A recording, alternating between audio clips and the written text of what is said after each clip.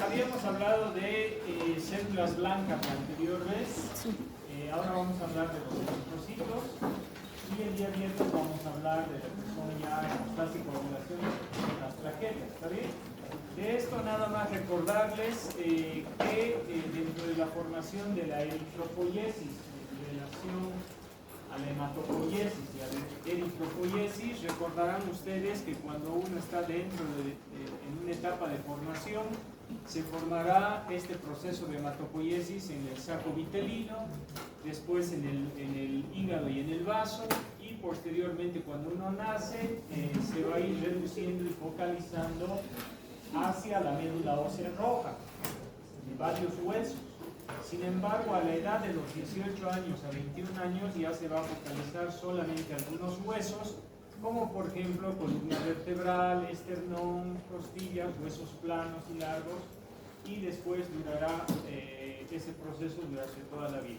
¿Por qué era importante recordar la hematopoiesis o en este caso la eritropoiesis? Este proceso de formación o de génesis de los eritrocitos. Por dos razones.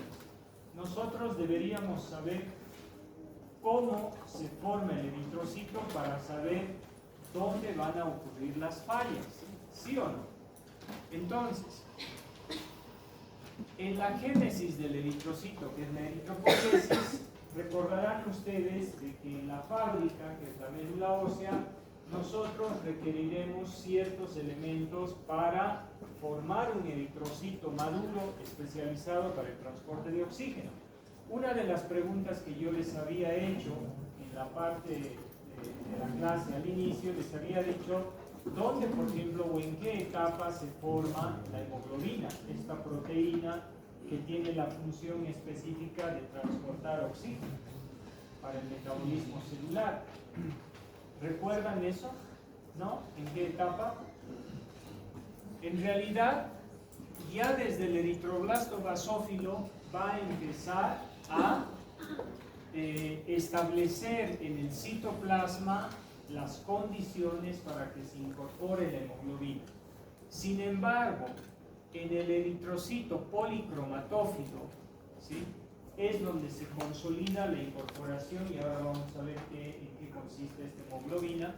Por si acaso, en el eritroblasto policromatófilo es donde se va a incorporar la hemoglobina. Entonces, pregunta, esta está relacionada a una de las patologías más comunes y especialmente en mujeres, la anemia ferropénica, o también la llamada anemia microcítica hipocrónica. Fíjense bien esto, vamos a ir relacionando las cosas para el criterio clínico. Si en esta etapa se tiene que consolidar la hemoglobina para darle características al eritrocito de esa célula que tiene como función principal el transporte de oxígeno, entonces va a necesitar hierro, ¿sí o no? Y el término de anemia ferropénica hará referencia a que no tienes un elemento para formar el eritrocito, ¿sí o no? Entonces, especialmente en mujeres, ¿por qué? Porque algo muy común durante la época de embarazo, de las mujeres embarazadas, vamos a focalizarnos en ese periodo de tiempo fisiológico, es de que va a tener la mayoría de las mujeres una falta de hierro. Por lo tanto, les van a dar suplementos de hierro. ¿Cuál será el problema? Va a generar anemias de tipo ferropénica. Pero no solamente en eso, sino también la anemia ferropénica va a estar relacionada a otra cosa, que es a la vida del eritrocito. Entonces, yo voy a separar el cuadro clínico en mujeres embarazadas, en ese periodo de tiempo, y hay muchas cosas a nivel bucal también que se producen en esa etapa, por si acaso. Y otra etapa va a ser con enfermedades enfermedades, especialmente de aquellas enfermedades crónicas, hemorrágicas a nivel digestivo. Ahora vamos a hablar de eso también. La idea está en esta. Si te falta hierro, entonces no vas a poder formar un eritrocito maduro que tenga esas condiciones o capacidades. Si en una de estas partes también necesitas ácido fólico o vitamina B12, también es otro elemento, y eso va a estar relacionado con anemias megaloblásticas. Entonces, la importancia de recordar lo que ustedes han aprendido y retrotraernos a primer año, a histología, este cuadro entonces te ayuda a identificar un poco qué es lo que podría ocurrir en esas etapas. Debo recordarlo para saber que si yo tengo alguna deficiencia de algún material para la construcción de un eritrocito, entonces va a haber patología, ¿sí? Entonces tú vas a histología, embriología en algún caso, vemos fisiología, viendo ya la futura función del eritrocito y dónde ocurrió la falla. Y si esa falla va a repercutir en algo que yo voy a hacer, de pronto una extracción dental, ¿sí o no?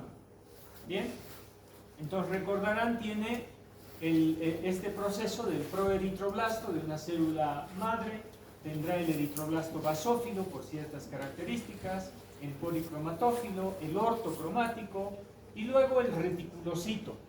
Y después del reticulocito pasará al torrente sanguíneo como reticulocito, y ahí se va a saturar todavía más de esta proteína que es la hemoglobina, se terminará de expulsar al núcleo y el eritrocito ya está listo para transportar oxígeno. ¿Sí? Está listo. Muy bien. Entonces, una de las patologías, viendo lo que es fisiología y histopatología, uno de los problemas vamos a tener relacionados a personas que viven en grandes alturas. Vamos a analizar qué es lo que nos pasa a nosotros, por ejemplo. Ustedes saben que la cantidad de glóbulos rojos en la altura no es la misma que aquellas personas que viven en la costa, ¿cierto o no cierto? Muy bien. ¿A eso a qué se debe? Se debe a que cuando nosotros vivimos en la altura, recordemos que tenemos menor presión parcial de oxígeno. El aire atmosférico, por si acaso, tiene oxígeno, tiene argón, tiene helio, tiene varios componentes. Y cada uno de esos componentes ejercen una presión de oxígeno, una presión. Eso se llama la barometría, es lo que estudia eso. Entonces, al tener menos oxígeno, la sangre, ustedes recordarán, el oxígeno entra a través de los pulmones hacia los alvéolos pulmonares, ocurre la hematosis, que es el intercambio, y el glóbulo rojo circulará por todo el torrente sanguíneo. ¿Sí o no? ¿Sí? ¿Y por qué lugar pasa en especial en este caso? Por el riñón. Y en el riñón, al pasar por los túbulos contorneales del riñón, hay un sensor que es como si contara eritrocito, oxígeno, oxígeno, oxígeno, oxígeno, oxígeno, oxígeno. Cuenta cuántos glóbulos rojos pasan y detecta la cantidad de oxígeno. ¿Está bien? Entonces, también les había dicho que para que en la médula ósea, esas células madre, todas las células madre en realidad, tutipotenciales, pluripotenciales, necesitaban una molécula química que les diga qué iban a hacer, ¿sí o no? Usted va a ser hepatocito.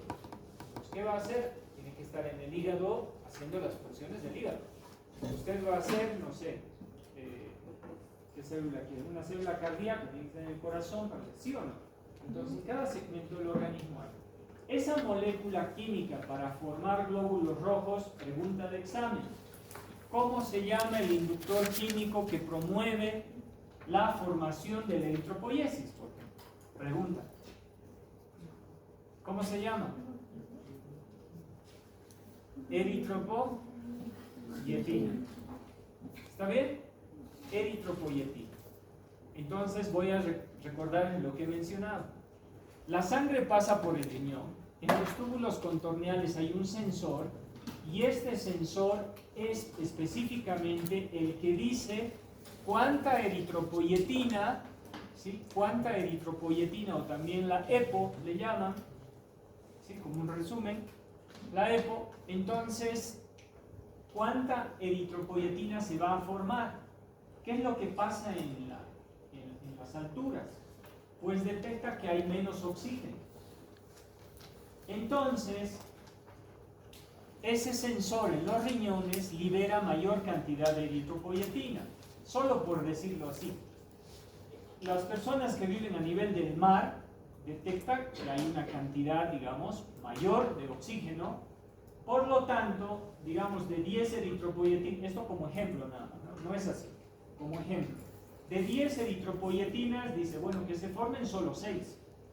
¿Está bien? Porque con 6 nos alcanza para mantener la cantidad de glóbulos rojos por día para que funcione el sistema. ¿Está bien? Solo 6 necesitas. Y con eso cumplimos nuestra cuota. ¿Está bien? Entonces, en el riñón se forma la eritropoyetina. ¿Y a dónde tiene que viajar? A la fábrica. Va a la médula ósea y a los blastos de la médula ósea les dice, ustedes van a ser eritrocitos, y empieza el proceso de la eritropoiesis. ¿Está bien? Pero en la altura no pasa eso. Pasa de que detecta menor cantidad de oxígeno, ¿sí? Pero no entiende de que no es el problema la cantidad de glóbulos rojos, porque si esto, el riñón pensara a nivel de esos sensor, pensara de que es por la altura, entonces no formaría glóbulos. Entonces dice, ¿quién transporta el oxígeno? Los glóbulos rojos. Entonces dice, como no hay oxígeno, entonces vamos a mandar ya no 6 eritropoyetinas, tenemos que mandar 8 más eritropoyetina. Como hay más eritropoyetina, la eritropoyetina irá a la médula ósea y dice que produzcan más glóbulos rojos. Entonces a eso se le llama policitemia fisiológica, o también denominada secundaria. ¿Está bien? Entonces, ¿quién es el responsable de la eritropoiesis? La eritropoyetina. Puede ser otra pregunta. Por ejemplo, la policitemia secundaria o fisiológica en personas que viven en alturas, digamos a más de 3.000 metros de altura, responde a ¿qué? A una producción compensadora de eritropoyetina, porque está compensando la falta de oxígeno que tenemos acá. Y el cuerpo lo interpreta, hay menos oxígeno, pero no interpreta que hay menos oxígeno en el aire atmosférico. Interpreta que no hay glóbulos rojos que estén transportando, entonces aumenta la producción. Y de hecho hay otra enfermedad que se llama la poliglobulia, policitemia o eritremia, que tienen diferencias, eso lo vamos a ver en la parte práctica, que la producción se vuelve incontrolada. ¿Sí o no? ¿Y qué les recomiendan? A un principio les decía que el paciente se vaya a vivir a la costa. O que constantemente a partir de cierta edad, especialmente de los 45 años para arriba, 50 más todavía, comiencen a hacerse sangrías, ¿sí o no? Pero ¿qué es lo que va a pasar con las sangrías? Te sacan sangre, disminuyen la cantidad de glóbulos rojos, obviamente la viscosidad de la sangre baja también, porque eso es lo que nos preocupa, la viscosidad de la sangre, porque para que no trabaje tanto el corazón, para que no haya algún problema, pero te sacan el oxígeno, vas a estar bien por un tiempo, y la médula ósea, ¿qué va a hacer? Va a volver a producir glóbulos rojos, a nivelarse, ¿sí o no? ¿Y gracias a quién se va a nivelar? Pues la eritropoyetina va a detectar eso y otra vez va a volver a andar. Entonces, ¿las sangrías es un tratamiento? No, es un paliativo. ¿Por qué? Porque la persona no quiere ir a vivirse a la costa, digamos, ¿sí o no? Porque vive acá, su vida está acá, no se va a ir. Entonces le hacen eso. Y lo que ustedes tienen que tener cuidado, obviamente, ya sea por las anemias o por las policitemias, simplemente preguntarle, porque el paciente sabe sus enfermedades. Y no vaya a ser que se te desmaye en el consultorio porque su nivel de su policitemia está muy por encima de lo normal y en algún momento pierde el conocimiento por la viscosidad de la sangre aumenta. ¿Sí? Eso también en la parte práctica lo vamos a discutir con mayor detalle. Entonces, a la falta de oxígeno en las grandes alturas, y esto ya como dato curioso nada más, Ustedes han escuchado hablar que cuando uno va a hacer, por ejemplo, alpinismo, si tú vas a subir al Illimani, ¿podríamos subir todos sin ningún problema? No. Ustedes que son jóvenes tal vez sí, yo ya no puedo. Más aún, ustedes van a poder subir, pero en algún momento van a sufrir. ¿Por qué? Porque la presión barométrica en el Illimani, por ejemplo, va a cambiar. La presión parcial de oxígeno va a cambiar. Y si no tienes una presión dentro del alveolo pulmonar, ¿qué va a pasar? No pasa nada. Sí, ¿y qué es el colapso? La presión disminuye y va a empezar a absorber líquido. Y ahí viene el edema pulmonar. Entonces debes preparar, por eso es que se preparan para poder hacer ese tipo de no sé, hobby, podríamos decirlo, o a veces es deporte también, ¿no? Entonces para subir a grandes alturas, tu cuerpo tiene que prepararse para ello, ¿está bien? Porque si no, el edema pulmonar en algún momento va a ser un problema, ¿está bien? Y ahí podríamos hablar de la ley de Laplace, a lo que se refiere a presiones, pero bueno, no viene al caso en esta clase, eso se habla en otra clase de respiración. Detalle. Otro detalle, por ejemplo, si te falta vitamina B12 o ácido fólico, yo tengo que ver que cuando estemos llevando digestivo, no se olviden de esto, porque hay factores que van a favorecer la producción, por ejemplo, del factor intrínseco de la mucosa gástrica, que ayuda a que se absorba la vitamina B12 o el ácido fólico. Si tú no tienes ácido fólico, vitamina, y no se te absorbe en el intestino, entonces no va a llegar a la fábrica. Entonces recordemos que la fábrica, para construir un glóbulo rojo, necesita ciertos elementos. Y si no tiene ciertos elementos, entonces va a haber problema en la producción. Y con esto vamos a terminar esta partecita, ¿no? Esta partecita, con esto vamos a terminar. Ojo, se dan cuenta que si te falta hierro, el problema no está en la fábrica, ¿sí o no? El problema es de que no le está llegando el insumo necesario a la fábrica para que produzca algo, ¿sí o no? Bien. Si te falta ácido fólico o vitamina B12, el problema está ocurriendo de pronto por la mala absorción por el factor intrínseco en la mucosa gástrica o en el intestino. Entonces hay otro problema, ¿sí? Fuera de la médula ósea, no le está llegando, ¿sí o no? Entonces, ese tipo de anemias van a ser, por ejemplo, regenerativas o arregenerativas. El problema estará fuera de la fábrica. ¿Se entiende eso? El problema está fuera de la fábrica. No depende. La fábrica está funcionando bien, pero no le están llegando los elementos necesarios para eso, ¿sí? Hay otro tipo de patologías que son las anemias, por ejemplo, o digamos alguna patología ya de tipo maligna en relación al aumento de la producción o la disminución de la producción en la hematopoiesis. Pero el problema puede estar en la fábrica, ¿sí o no? Y entonces, en el caso de las anemias, por ejemplo, a eso se le llaman anemias a veces arregenerativas, porque el problema puede ser por una aplasia medular. ¿Se dan cuenta? Entonces, el problema de la aplasia medular, ¿qué significa A? Sí. Sí. ¿No? Entonces, cuando decimos sin formación de hematopoiesis por alguna, o eritropoiesis por algún caso, es de que puede ser que haya metaplasia en las células, que las células madre en la médula ósea, la fábrica esté mal. Entonces, ese ya es otro tipo de problema. Entonces, yo les dejo con eso en esta parte. Ustedes, cuando hablemos en la parte práctica, por ejemplo, vamos a reconocer las cosas que están fuera de la fábrica, nos van a dar anemias o policitemias, pero de distinto tipo. ¿Está bien? Y cuando las anemias o las policitemias o algo que esté pasando, el problema esté en la fábrica, entonces ahí es un problema mucho más grave, porque la fábrica está fallando. Tú le puedes dar ácido fólico, le puedes dar hierro, le puedes dar toda la fábrica, pero si la fábrica está mal, no va a producir. ¿Sí? Entonces ahí pensamos. En ambos casos, lo único que ustedes tienen que hacer es preguntar si el paciente tiene algún problema. ¿Está bien? ¿A través de qué? De la historia clínica. El ciclo vital del eritrocito una de las partes más importantes que yo voy a hacer hincapié en esto, revísenlo, es lo siguiente. Para determinar, por ejemplo, vamos a hablar de una de las anemias que es imposible que no la vean. ¿Está bien?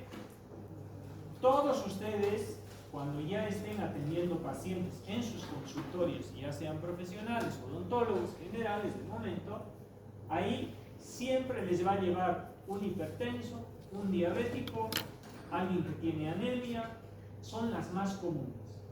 Hay otras enfermedades, por ejemplo, la enfermedad de Glassman, poco te va a llegar. O el síndrome de Sjögren, yo he visto 2 pacientes con síndrome de Sjögren. Otros colegas no han visto ni una. No sé si porque no han preguntado.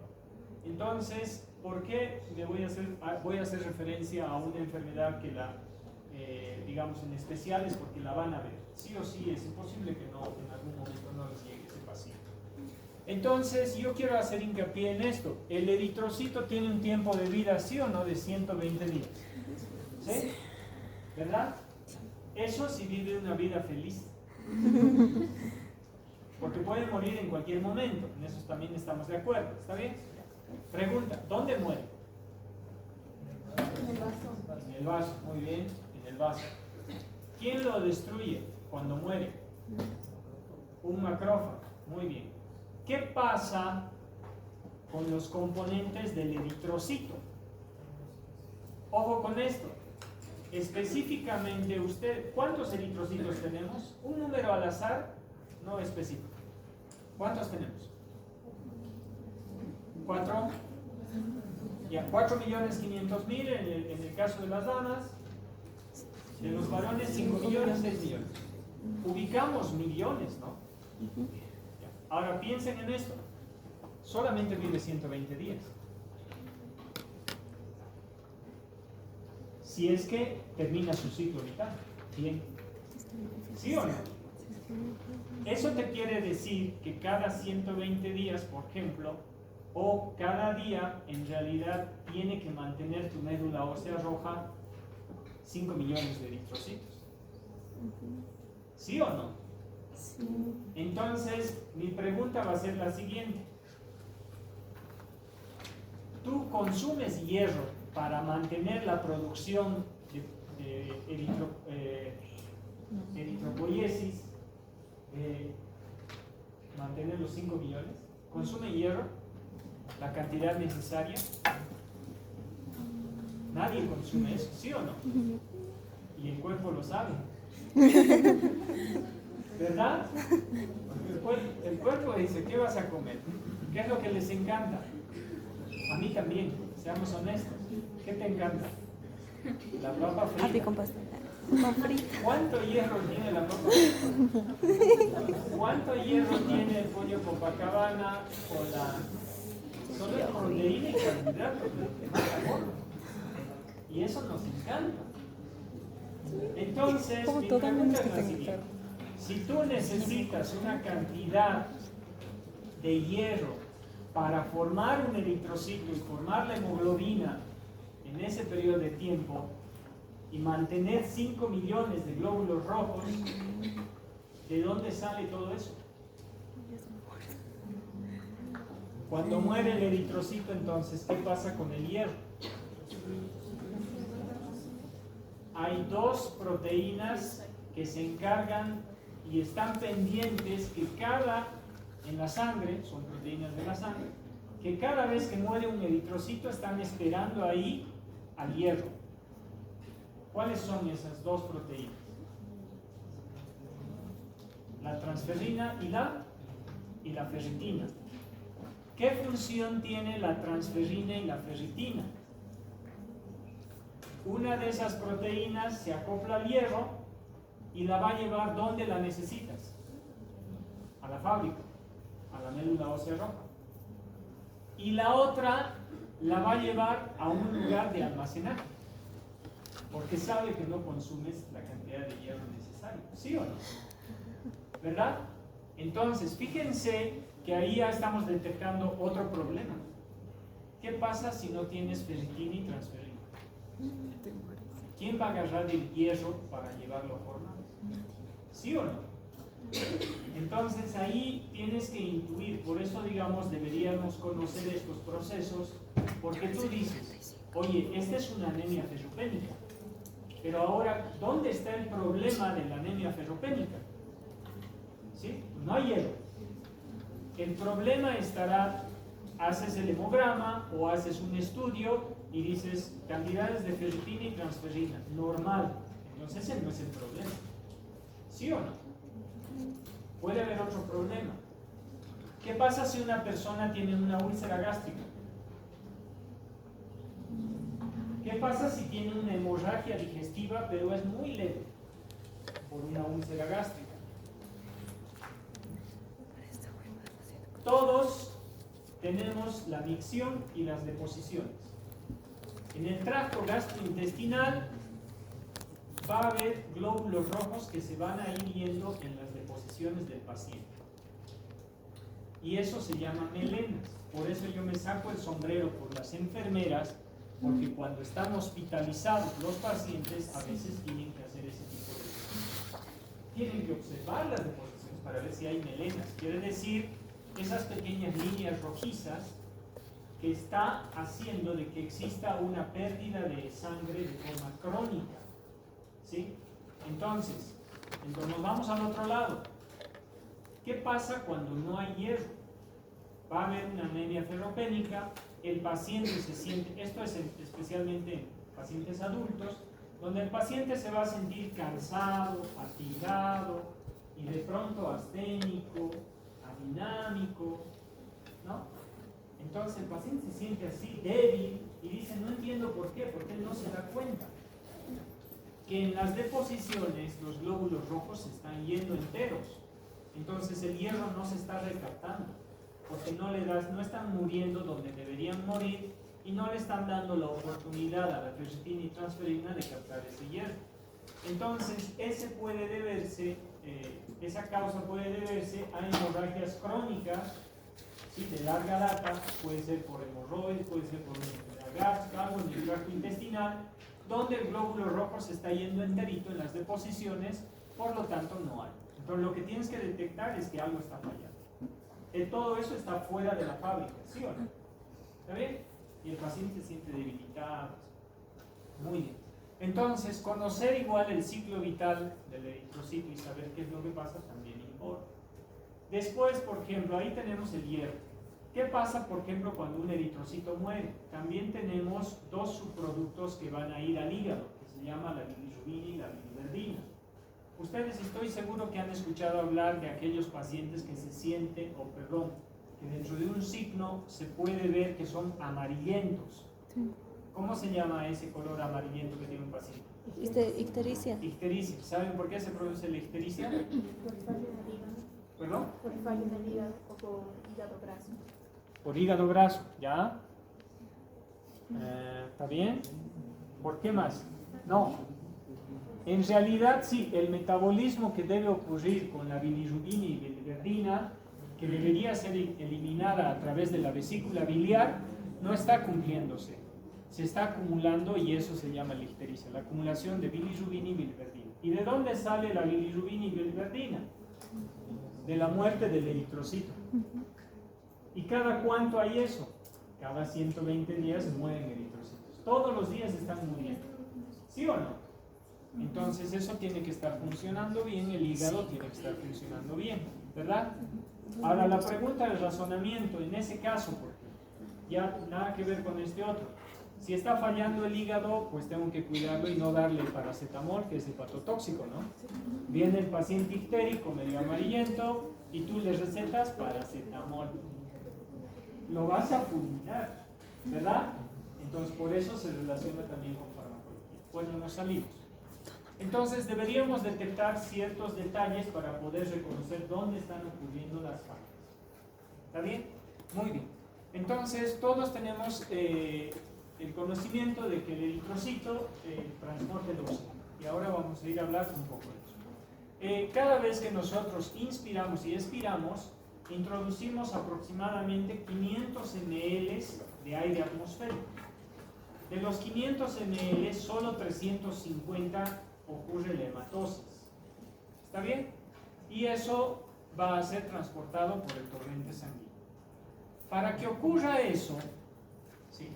Nosotros, y para que ocurra esto, la distribución en los capilares para el metabolismo celular, eso es lo que aportamos para que ocurra el metabolismo celular, entonces lo que vamos a necesitar es que haya una saturación y ¿está bien? Entonces, ¿cómo se forma o qué características tendrá el glóbulo rojo para transportar oxígeno? No tiene núcleo, no tiene mitocondrias, fíjense, no tiene la capacidad para formar ATP, son las más numerosas de la sangre, eso ya lo sabemos. En mujeres los valores oscilarán entre los 4.500.000 a 5.400.000, en los varones de 5.200.000 a 6.100.000. Les he pasado el dato, lo tienen en el WhatsApp con este cuadrito, ¿no? La forma del tamaño, esto ya lo conocen ustedes, lo voy a ir pasando un poco más rápido. Ustedes saben que tiene un espesor aproximado de 2.5, 7.8 micrómetros de diámetro. Tiene esa forma debido a la hemoglobina, especialmente ya que pierde el núcleo, ¿sí? En el centro mide 1 micra aproximadamente, y esta depresión que tiene aquí es porque le ayuda así a tener la reacción con el oxígeno para que pueda transportarse, ¿no? Tiene flexibilidad y todo eso. Muy bien, veamos. La hemoglobina. La hemoglobina tiene dos porciones, por eso está separado. La porción hemo y la porción globina. Esta porción hemo se forma gracias a moléculas denominadas, por ejemplo, o dos moléculas, es como los ingredientes para construir algo, ¿no? Pues necesitarás dos moléculas de succinilcolina, dos de glicina, y lo que vas a formar es algo que se llama el pirrol. Este pirrol lo vamos a dibujar en este caso para que sea un poco entendible. Este triángulo es el pirrol y yo voy a necesitar 4 de estos. ¿Está bien? 4 de estos. ¿Qué me falta a esto? Incorporarle el hierro. Entonces yo tengo dos moléculas de succinilcolina, las dos de glicina, ya tengo el pirrol, que tienen que ser 4, y le voy a incorporar el hierro. ¿En qué etapa? En la etapa del reticulocito policromatófilo, especialmente. Bien, ya está. Ahora ya está la porción, solo la hemo. Ahora falta la porción globina, que es la porción proteica. ¿Está bien? Muy bien. Entonces, le vamos a incorporar ahí, ¿lo ven? La porción globina. Y con esta incorporación de acá, ya estará la hemoglobina. ¿Sí? ¿Está bien? No. Porque la hemoglobina, ojo con esto igual, no es un monómero, es un tetrámero. Y un tetrámero tiene 4. Entonces yo debería tener 4 de estos para formar la hemoglobina. ¿Está bien? Entonces vamos a poner 4. Ahora sí ya está completa la hemoglobina. ¿Sí o no? Tengo mis moléculas de dos succinilcolina, 2 glicinas y roles.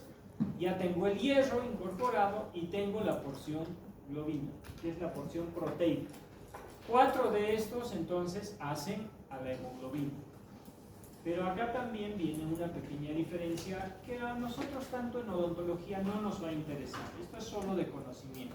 ¿Está bien? Pero sepan que así es.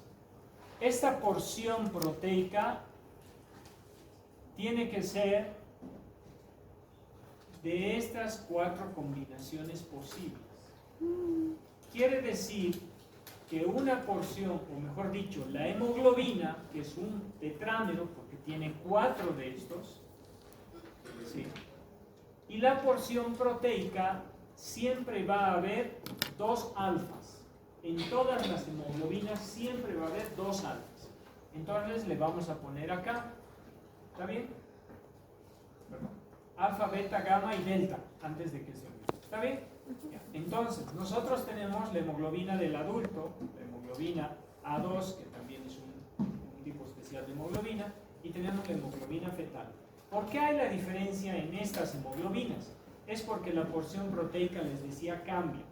Por ejemplo, siempre voy a tener, fíjense esto, 2 alfas. La hemoglobina siempre va a tener 2 alfas. Eso es lo que no cambia. Pero las otras 2 de acá sí cambian. Por ejemplo, si van a ser betas, cuando la hemoglobina tiene 2 proteínas, 2 porciones globina, que sean del tipo alfa y 2 que sean del tipo beta, a esa se la ha denominado hemoglobina del adulto, que esa es la hemoglobina que todos nosotros tenemos, en su mayor parte. Hay un tipo especial de hemoglobina que es la A2. ¿Qué es lo que cambia? Siempre tenemos las alfas. Entonces voy a quitar las beta y voy a poner otro tipo de proteína. Por ejemplo, ¿qué es eso? Gamma. ¿Gamma Gamma. o delta? Delta. Entonces, si yo tengo 2 porciones alfa y 2 delta, esa va a ser la hemoglobina del tipo A2. Que en algunos casos, para el término de medicina y hematología, es muy importante. Para nosotros, ¿será importante? No. Solo sepan que así está formada la hemoglobina. ¿Está bien? Ahora, ¿qué pasa si yo esto cambio y en vez de delta van a ser gamas? Esto les interesará a los pediatras, porque esa es la hemoglobina fetal. Este es de médico. O sea, para valorar si se está formando aquí. ¿Está bien? Entonces, esto obviamente no les voy a preguntar, más les puedo preguntar cómo está conformada la hemoglobina o si es un tetrámero o un monómero, ¿no? Después, más específicos, sería rebuscarle mucho en algo que no es muy útil. Preguntas más importantes serían: ¿por qué falta hierro? ¿Por qué falta ácido fólico, vitamina B12? ¿Qué tipo de anemia te da? ¿Está bien? Ese tipo de preguntas serían más importantes. Entonces, gracias a esta hemoglobina, este es un alveolo pulmonar, ¿sí?, donde entra el oxígeno y va a haber la presión parcial de oxígeno, que acá está marcado, si lo pueden ver, en 104 milímetros de mercurio. Entonces, algunos libros, Guyton lo dice 105, uno más, uno menos, no es tan importante. Entonces, la presión parcial solo del oxígeno, no de todo el aire atmosférico, la presión parcial solo del oxígeno es 104 milímetros de mercurio. La presión parcial del dióxido de carbono es 40 milímetros de mercurio, de estos dos. Ahora, fíjense la diferencia. A este lado, ¿qué tenemos? La sangre venosa. La sangre venosa, en algún momento les he dicho, ¿no tiene oxígeno? Tiene oxígeno. Entonces, tiene oxígeno disuelto, ¿sí?, y la presión parcial de oxígeno, fíjense aquí, es 40. Entonces, es obvia la diferencia, ¿no?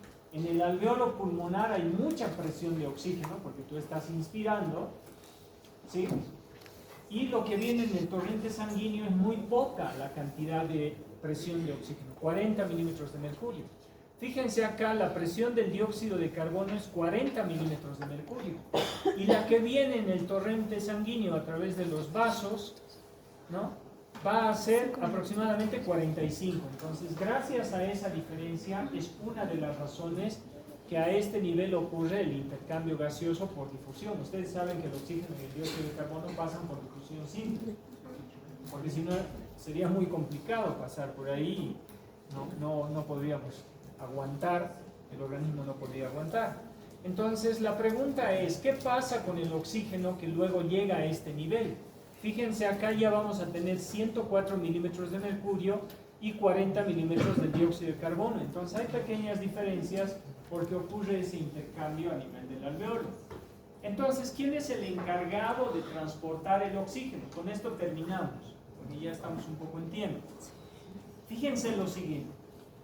Nosotros debemos manejar 2 térmicos, ¿sí? Y esto es importante porque ustedes van a trabajar con anestesia general. No ustedes, sino es que de pronto tal vez van a utilizar en los servicios de alguien que trabaja con anestesia general, y en cirugía les van a pedir igual eso, y cuando estén manejándose en los rotes intrahospitalarios también les van a decir eso. Dos cosas tienen que saber, chicos.